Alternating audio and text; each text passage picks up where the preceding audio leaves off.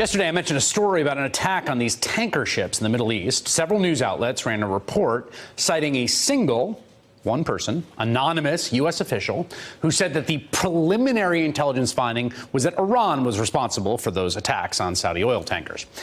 As I said yesterday, you will forgive me for taking that with a pretty hefty grain of salt, given the history of National Security Advisor John Bolton, given the obvious desire of some in this administration to militarily escalate with Iran.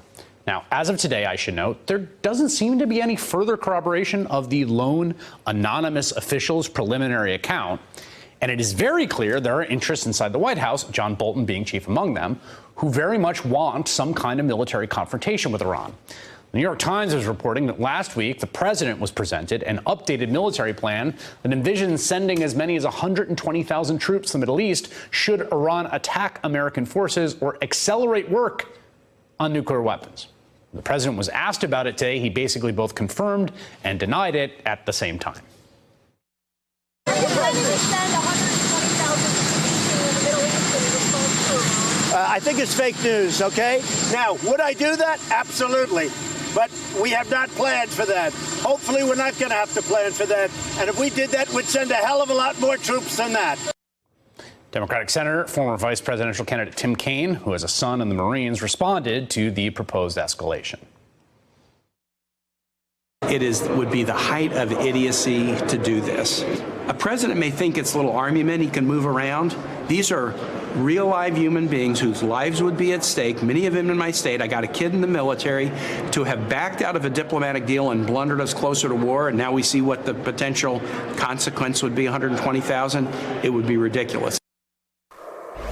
Senator Tim Kaine from Virginia joins me now. Senator, you had a strong reaction to that New York Times story about the military options being mapped out by Pentagon planners on Iran. What is going on here? Well, look, the president and the apparently had a discussion about, hundreds of thousands of troops, more than 100,000 troops potentially into Iran. And Chris, this is a president who broke a diplomatic deal that was working. We did a diplomatic deal with Iran that was limiting their nuclear program. This president scrapped it, and now we're going to potentially put 125,000 troops in to stop them from enriching uranium when we broke the deal. This is very reminiscent of Iraq. A president got us into a war telling us there was a weapons of mass destruction program. There wasn't. Now, this president, when we had an effective limitation on Iran's nuclear capacity, this president destroyed the limit and now wants to potentially put troops back into the Middle East over a deal that he broke. The U.S. needs to stop being an aggressor and trying to instigate and provoke military action with Iran. And the president can't constitutionally do it without coming to Congress. John Bolton, by all accounts, both publicly on the record in the past and also reporting behind the scenes now, is at the sort of head of pushing for this. We have anonymous officials talking about intelligence reports that are somewhat opaque about Iran aggression. I mean, you're a U.S. Senator. Do you trust what you're hearing? Do you trust them not to manipulate intelligence in these circumstances? I do not, because as a member of the Senate, I actually also have information about the things that the U.S. is doing to provoke and poke Iran. I think that there is an effort underway by the U.S. to try to instigate Iran to doing something.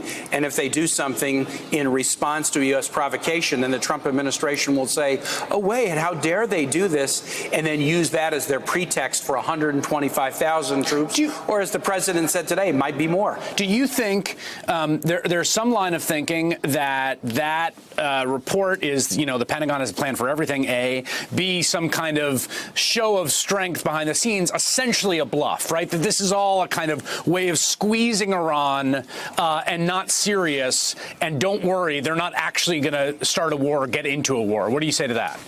Well, look, if the president's bluffing when he's talking about troops numbers, let me say this to him. Our troops are not your pawns. This isn't toy soldiers that you move around the table. These are living, breathing, feeling people. Virginia's a very military state. I have a kid in the military. When you talk about, and it comes out, 125,000 troops in the Middle East, the president may think that's a bluff, but do you know what that does to military families who have already seen their members deployed over and over and over again into the Middle East, and especially something as stupid as this. We would talk about putting our troops into a war after the president broke a diplomatic deal that was keeping us from going to war. How unjust would that be? And I'm going to do anything I can in the Senate to convince colleagues, and I'll have both Democrats and Republicans that will stand up to stop this president from getting into an idiotic war against Iran. You know, there's a sort of gobsmacking exchange that happened today. A British officer, the top British officer who works with the U.S. in the joint anti-ISIS coalition, gave an on-the-record statement basically saying that there is no increased threat we've seen in Syria or Iraq from the Iranians. That contradicts official statements that have been coming out from Mike Pompeo, among others. And then after that, CENTCOM puts out a release basically smacking him down and saying, no, don't listen to him. What is going on? Well, it's that, look, when the U.S. is fighting against allies like the Brits over something like this, and of course, this is not new for this administration. All of our allies, including the Brits, said stay in the Iran deal. Then Secretary Tillerson, then Secretary Mattis, head of the Joint Chiefs of Staff Joe Dunford, the IAEA, they all said the Iran deal was working.